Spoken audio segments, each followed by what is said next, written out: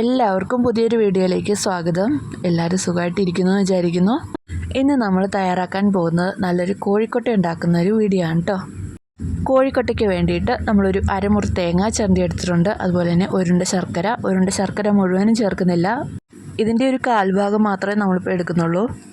മധുരം ഒരുപാട് വേണ്ടാത്തതുകൊണ്ടാണ് കാൽഭാഗം മാത്രം എടുക്കുന്നത്.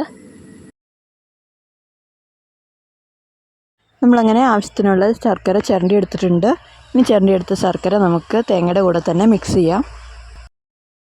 ഇനി ശർക്കരയുടെ കൂടെ തന്നെ കുറച്ച് ഏലക്കയും കൂടി ചേർത്ത് കൊടുക്കാം. ഒരു 4 ഏലക്ക ചതച്ചത് ചേർത്ത് കൊടുക്കാം. ഇനി ചേർത്ത് കൊടുക്കുന്നത് കുറച്ച് ജീരകമാണ്. ഒരു 1/2 ടീസ്പൂൺ ജീരകം കൂടി ചേർത്ത് കൊടുക്കാം. ഇനി ഇതെല്ലാം കൂടി നല്ലപോലെ ഒന്ന് മിക്സ് ചെയ്തുകൂടി എടുക്കാം.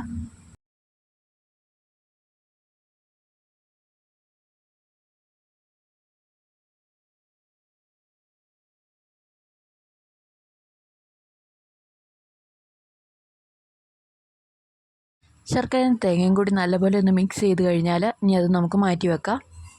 അടുത്തതായിട്ട് നമുക്ക് അരിപ്പൊടിയാണ് വേണ്ടത്. ഒരു 3 തവി അരിപ്പൊടി എടുക്കാം.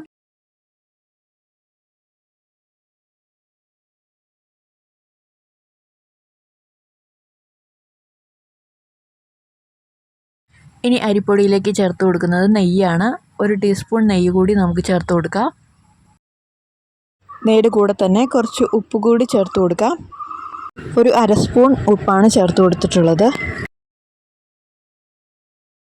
അടുത്തതായിട്ട് കുറച്ച് സോഡാപ്പൊടിയാണ് ചേർത്ത് കൊടുക്കുന്നത്. ഒരു നുള്ള് സോഡാപ്പൊടി കൂടി ചേർത്ത് കൊടുക്കാം. ഇനി മാവ് കുഴച്ചെടുക്കാനായിട്ട് ചൂടുവെള്ളമാണ് എടുക്കുന്നത്.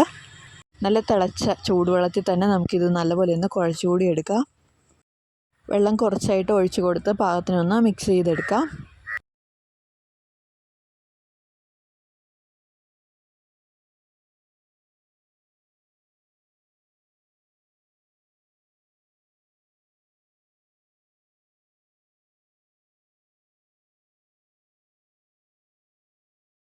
പൊടി നല്ലപോലെ ഒന്ന് മയം വരുവോളം ഒന്ന് വെള്ളമൊഴിച്ച് മിക്സ് ചെയ്താൽ മതി.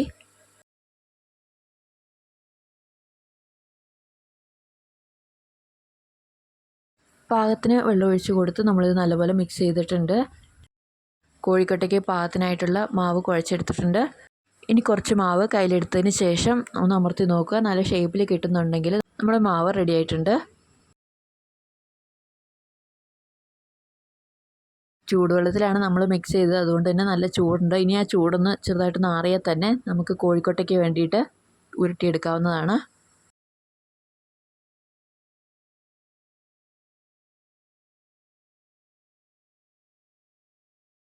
മാവെല്ലാം ആറി വരുന്ന സമയത്തിന് നമുക്ക് ഇഡ്ഡലി പാത്രത്തിൽ വെച്ച് കുറച്ച് വെള്ളം കൂടി ചൂടാക്കിയെടുക്കാം. നമ്മൾ ഇഡ്ഡലി പാത്രത്തിലാണ് കോഴിക്കൊട്ട പുഴുങ്ങാൻ പോകുന്നത്. ഇനി ഇഡ്ഡലി പാത്രത്തിലേക്ക് കുറച്ച് വെള്ളം ഒഴിച്ച് കൊടുത്തതിന് ശേഷം നല്ല ആവി വരുവോളം ഒന്ന് തിളപ്പിച്ചുകൂടി എടുക്കണം. വെള്ളം തിളപ്പിക്കുന്നതിൻ്റെ ഒപ്പം തന്നെ ഇഡ്ഡലി പാത്രത്തിന് തട്ടുകൂടി വെച്ച് കൊടുത്തിട്ട് നമുക്ക് വെള്ളം തിളപ്പിച്ചെടുക്കാം. മാവ് ചൂടാറി വന്നിട്ടുണ്ട്. ഇനി നമുക്കത് നല്ലപോലെ ഒന്ന് മിക്സ് ചെയ്ത് കൂടി എടുക്കാം. ചപ്പാത്തിയുടെയൊക്കെ പാകത്തിന് തന്നെ നമുക്ക് നല്ലപോലെ ഒന്ന് മിക്സ് ചെയ്തെടുക്കാം.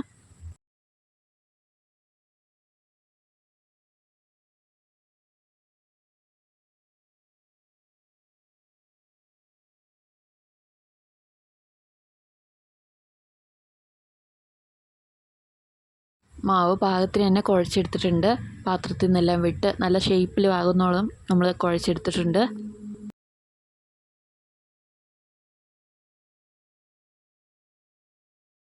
ഇനി നമുക്ക് കോഴിക്കോട്ട് തയ്യാറാക്കാവുന്നതാണ്. അതിനായിട്ട് ആദ്യം തന്നെ കുഴച്ച് വെച്ചിരിക്കുന്ന മാവ് ഇനി ചെറിയ ഉരുളകളാക്കി മാറ്റുന്നുണ്ട്. പെട്ടെന്ന് പരത്തിയെടുക്കാൻ വേണ്ടിയിട്ടാണ് ഇതുപോലെ ചെയ്യുന്നത്. ഒരേ അളവിലുള്ള ബോളുകളാക്കി മാറ്റി വെച്ചതിന് ശേഷം നമുക്കിനി ഓരോന്നായിട്ട് പരത്തിയെടുക്കാം. കുറച്ച് വെള്ളം തൊട്ടതിന് ശേഷം നമുക്ക് ഷേപ്പിൽ തന്നെ പരത്തിയെടുക്കാം. നല്ല ഷേപ്പിൽ സൈഡൊന്നും പൊട്ടിപ്പോകാതെ തന്നെ ഒന്ന് പരത്തിയെടുക്കാം.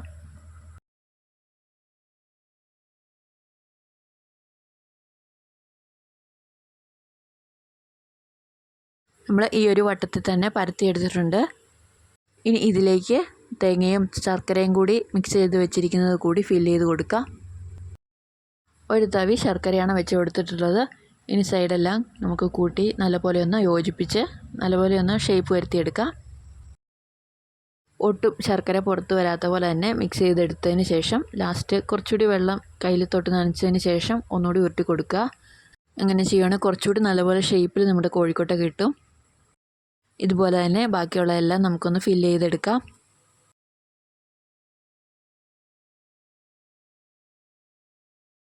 എപ്പോഴും മാവ് പരത്തുന്ന സമയത്ത് കൈ ചെറുതായിട്ടൊന്ന് നനച്ചതിന് ശേഷം പരത്തുവാണെങ്കിൽ നല്ല ഷേപ്പിൽ തന്നെ കിട്ടും. അതല്ലെങ്കിൽ മാവ് പരത്തുന്ന സമയത്ത് തന്നെ കയ്യിൽ ഒട്ടിപ്പിടിക്കാൻ ചാൻസ് ഉണ്ട്. പിന്നെ നമുക്ക് ഷേപ്പിൽ കിട്ടത്തുമില്ല.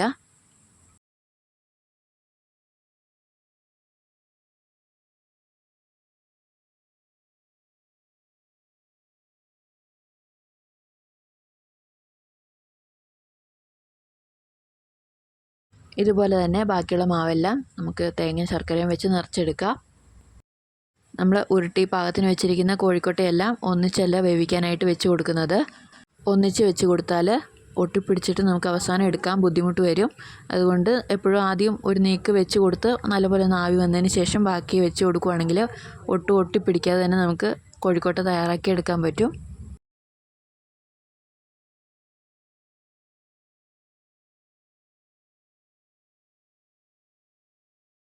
ആദ്യം വെച്ച് കൊടുത്ത കോഴിക്കോട്ട നല്ലപോലെ ഒന്ന് ആവി വന്നിട്ടുണ്ട്. ഇനി അടുത്തതും കൂടി നമുക്ക് വെച്ച് കൊടുക്കാം.